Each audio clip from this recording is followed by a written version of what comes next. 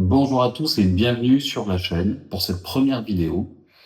Je vais commencer par me présenter. Je m'appelle Mathieu Fulchik, je suis éducateur spécialisé depuis plusieurs années et je vais vous expliquer dans cette vidéo comment j'en suis venu à vouloir devenir éducateur à mon compte. Je vais vous raconter mon vécu, je vais vous raconter mes ras-le-bol et mon déclic. Alors pour le faire rapidement, parce que j'ai pas envie de vous ennuyer avec mon histoire, tout a commencé pour moi à partir du moment où je suis devenu père. À l'avenue de mon premier enfant, je me suis retrouvé dans l'envie de pouvoir offrir plus de choses à ma famille.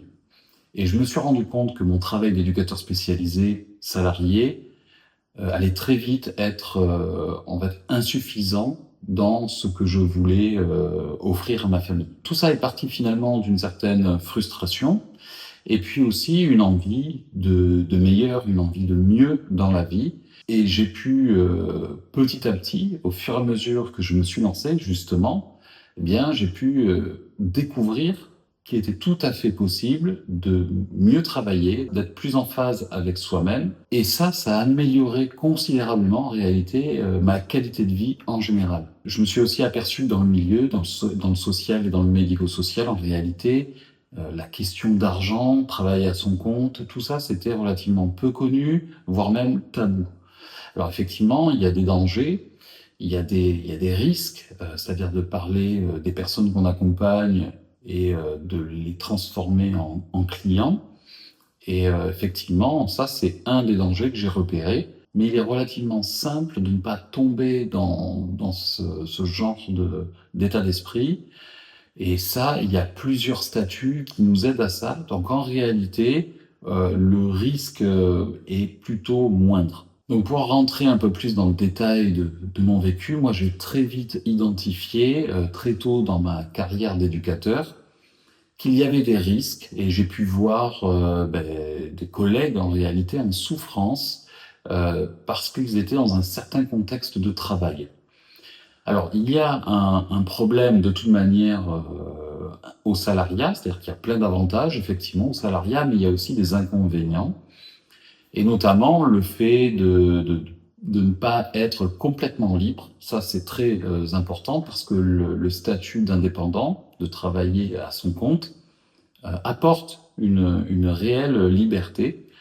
Et ça, c'est vraiment super, c'est super agréable. C'est souvent pour ceux qui ont connu le salariat, comme c'était mon cas depuis toujours, en réalité, ça a été pour moi une bouffée d'oxygène. J'ai trouvé ça incroyable et j'y ai pris goût parce que évidemment, il y a des inconvénients au statut d'indépendant, mais ça dépend de comment vous le vivez.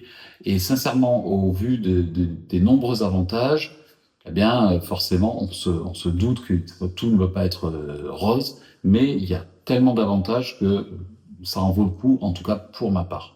Et puis en plus, je vais ici vous expliquer que toujours actuellement, d'ailleurs, je n'ai pas complètement quitté le salariat, puisque je suis toujours à plein temps. Et c'est exactement ce que je voudrais partager avec vous, c'est-à-dire que travailler à son compte, ça ne signifie pas forcément quitter le salariat, quitter son CDI, parce que ça peut faire peur, et effectivement, c'est quelque chose qui se construit.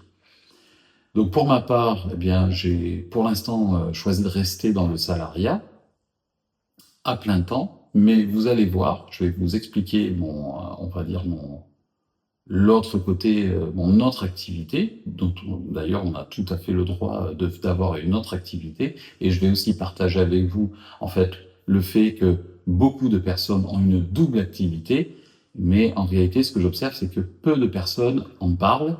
Je pense qu'il y a quelque chose de tabou qui se passe autour de la peur de la loi, est-ce qu'on a le droit, il y a quelque chose qui se passe autour du tabou de l'argent.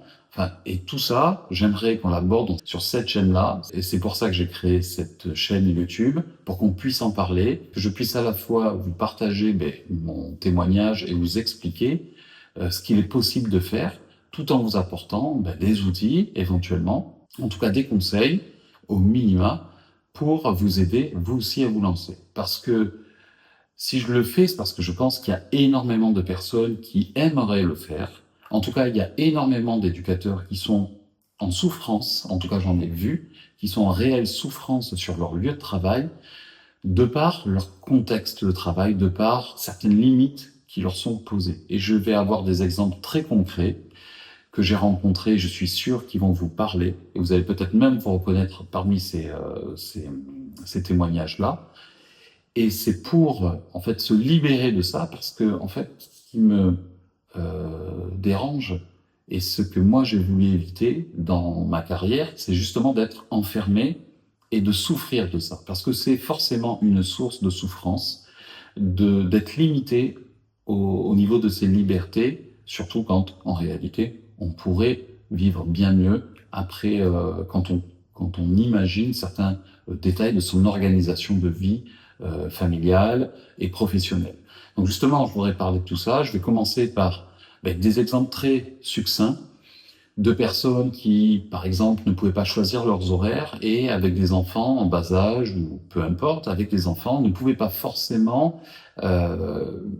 Les choses étaient rendues difficiles de par un divorce, une séparation, et donc des personnes qui travaillaient en internat, notamment avec des horaires du soir, des horaires où on finit à 20h, 22h30, avaient des difficultés à aller chercher les enfants à l'école, à leur faire des devoirs, à être présent tout simplement à la maison au minima. Donc souvent, ça sous-entend quoi? Qu'on cherche notre place, on cherche un autre type d'établissement, et parfois on adore ce qu'on fait, et très souvent on adore ce qu'on fait dans notre établissement. Et ça, c'est une source de souffrance pour ces éducateurs, et j'ai pu voir les conséquences que ça pouvait avoir sur un service, mais même dans l'accompagnement des personnes. Alors, les directions, elles font ce qu'elles peuvent.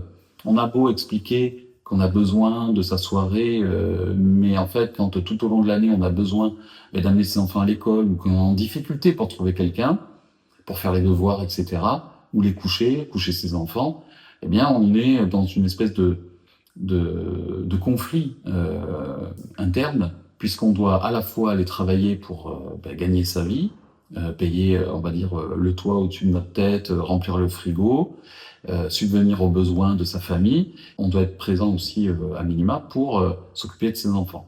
Et les horaires d'internat, surtout, je pense aux mères qui sont séparées, mais ça vaut aussi pour les papas, évidemment. En fait, c'est ce genre de situation, j'en ai rencontré plusieurs fois. C'est-à-dire que le salarié a des besoins à un moment donné pendant peut-être parfois quelques années, tout simplement.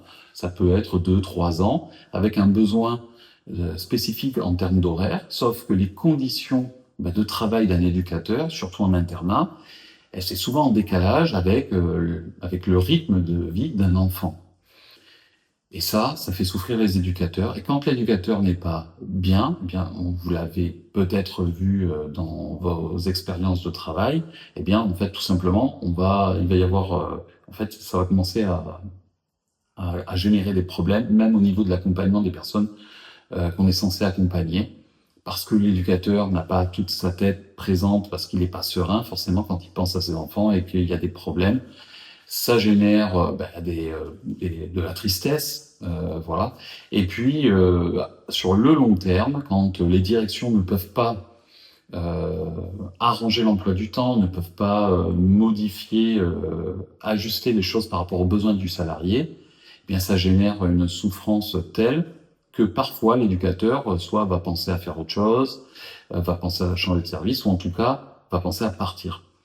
Et pendant ce laps de temps, forcément, de souffrance qui est trop importante au sein de son travail, eh bien, ça génère en fait un désinvestissement au niveau de l'équipe, ça se sent dans l'accompagnement. Bref, c'est pas bon, et ça commence à déraper. Donc ça, c'est ce que j'ai pu observer à plusieurs reprises, sur plusieurs sites. Alors après, voilà, il y a aussi la question des places chères dans certains lieux qui sont dits plus confortables en termes d'horaire, on va dire plus en phase avec le rythme d'un enfant, avec son rythme d'école et tout ça. Je pense notamment aux IME. Les IME qui n'ont pas d'internat, et bien souvent les journées commencent à 8h30, 9h et se terminent à 16-17h. En règle générale, c'est comme ça quasiment tous les jours, ce qui permet à ces éducateurs de pouvoir suivre leur enfant. Ça, c'est super, sauf que les places sont chères.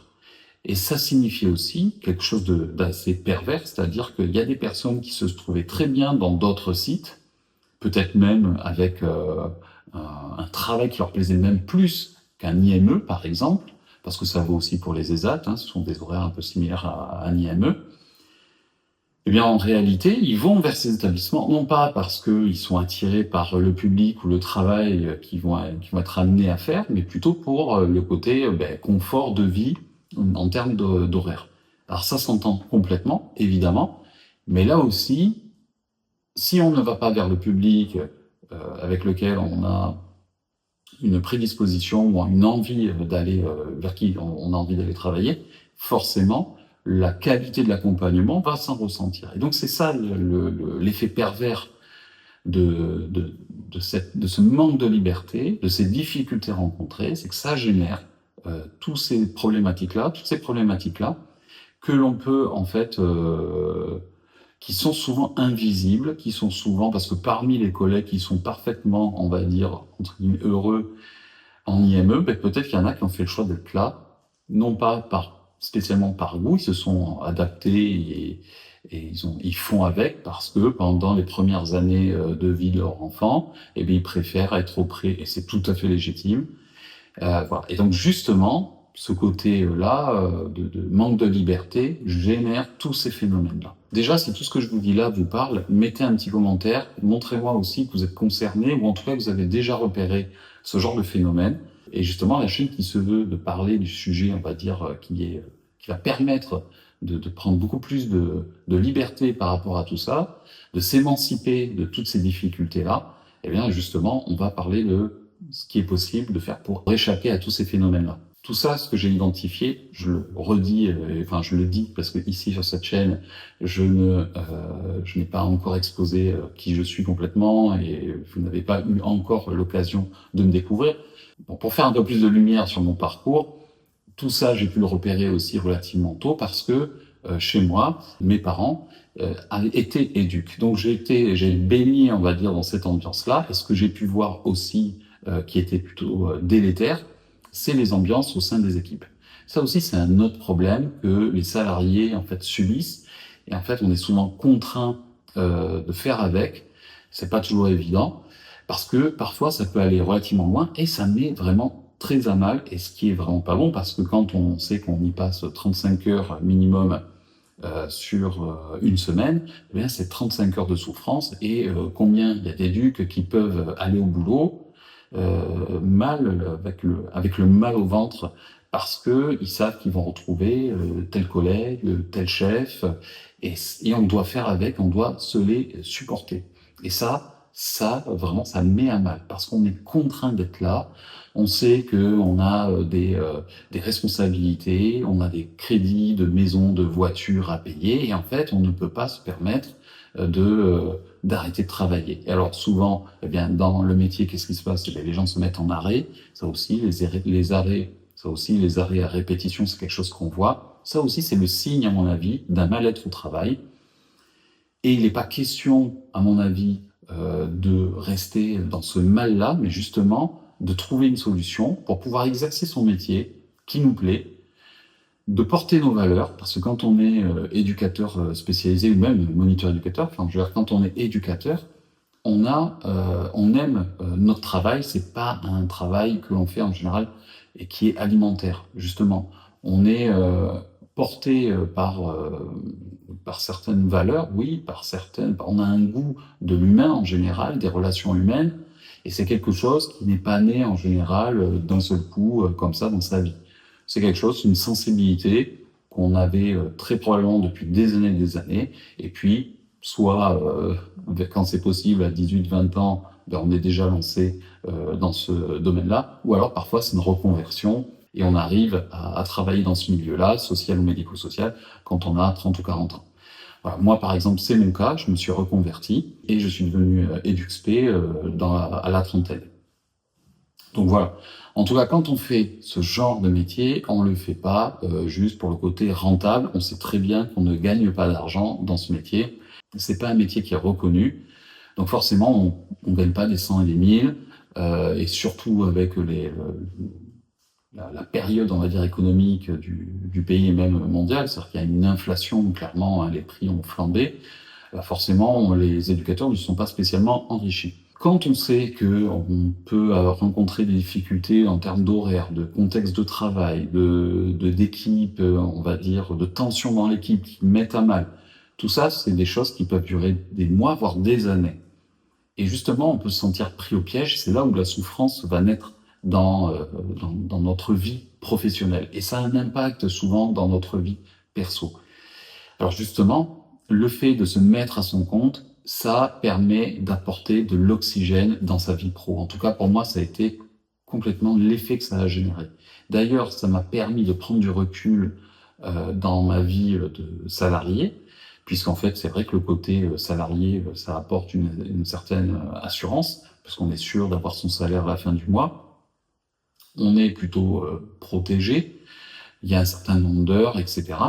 Et j'ai voulu justement, on va dire, mettre du beurre dans les épinards au départ, dans l'idée de potentiellement m'émanciper de tous ces problèmes-là. Et aujourd'hui, je suis vraiment très content et fier de ce que j'ai pu mettre en place, justement, parce qu'actuellement, dans mon activité à mon compte, je serai tout à fait en mesure de lâcher le salariat, puisque je ne dépends plus du tout du salariat. Aujourd'hui, mon activité, qui est à côté donc de mon travail au foyer, puisque moi je suis dans le médico-social, aujourd'hui, je sais très bien, je peux compter sur une rentrée d'argent régulière qui est l'équivalent, voire au-delà de mon activité salariée. Donc c'est une grande fierté pour moi. C'est quelque chose ici que je voudrais partager avec vous et je vais vous expliquer un petit peu comment tout ça est né, comment j'y suis arrivé, combien de temps ça a pris. Je parlerai dans cette chaîne de vraiment du côté technique, c'est-à-dire vraiment le statut que j'ai choisi, les statuts possibles, comment vous-même vous pourriez vous y prendre. En tout cas, voilà, je fais cette petite vidéo de présentation pour vous expliquer tout ça, un petit peu la chaîne, à quoi elle va servir, ce que vous pouvez y trouver, ce que vous pouvez aller chercher. Et justement, j'attends des retours de votre part. Donc, j'ai mis en place une adresse mail sur laquelle vous pouvez m'écrire, que je vais faire apparaître ici. En description, je vais mettre en place des outils, je vais mettre en place des choses. Donc, allez voir régulièrement, abonnez-vous surtout, mettez un j'aime sur la chaîne, vous connaissez le principe maintenant avec les réseaux sociaux, le j'aime et le commentaire, c'est vraiment ce qui va m'aider, donc c'est tout à fait gratuit pour vous, ça vous engage à rien, et puis ça m'aide énormément à moi. Vous pouvez évidemment vous abonner pour recevoir les notifications des prochaines vidéos, puisque je compte faire vivre cette chaîne régulièrement pour vous apporter le plus de conseils possible, une aide, parce que mon but avec cette chaîne, c'est de vous aider, vous aussi, à vous constituer, pourquoi pas, un revenu à part, à côté, en plus, qui va vous aider non seulement à améliorer votre vie personnelle, parce qu'une rentrée d'argent supplémentaire, c'est jamais négligeable, à vous sentir plus libéré par rapport à votre statut de salarié, parce que des fois, quand dans son travail, on n'est pas forcément dans de bonnes conditions, de savoir qu'on a une échappatoire, ça soulage énormément. Et moi, personnellement, ça me fait me sentir beaucoup mieux sur mon lieu de travail en tant que salarié, parce que tout simplement, je sais très bien que du jour au lendemain, presque, je peux dire ciao, salut, vous me fatiguez un peu trop, je pars. Et je peux le faire. Voilà. Ça, c'est une satisfaction dont vous n'imaginez pas comme j'en ressens encore aujourd'hui les bénéfices. C'est juste, c'est grisant. Alors, et en plus, je ne l'ai pas fait parce que j'en ai pas. Avoir cette liberté-là, ça m'a permis d'être beaucoup plus détaché, beaucoup plus simple, de travailler beaucoup mieux en réalité. Et tous les problèmes sont vraiment, de mon contexte de travail salarié, sont mis à distance parce que justement, je me sens beaucoup moins prisonnier. Je ne suis plus prisonnier. Je sais très bien que si demain je pars, je sais très bien que j'ai de toute manière mes autres revenus qui compensent largement mon salaire. Voilà. Donc, alors aujourd'hui, évidemment, je cumule les deux, donc c'est vrai que c'est encore mieux.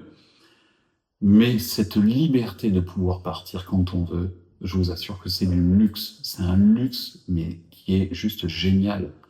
Et c'est ça que je kiffe le plus dans ce statut-là, dans ce que j'ai entrepris, et je suis vraiment très heureux de m'être lancé parce que de m'être jeté à l'eau. Il y a vraiment cette idée de se jeter à l'eau et de le faire en sécurité, puisque c'est ce que j'ai fait. J'ai fait ça de manière progressive, petit à petit.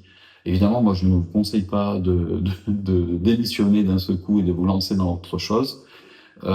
Évidemment, c'est moins confortable. Moi, ce que j'ai fait, c'est de petit à petit me mettre à mon compte et d'augmenter, on va dire, et d'améliorer ces autres sources de revenus.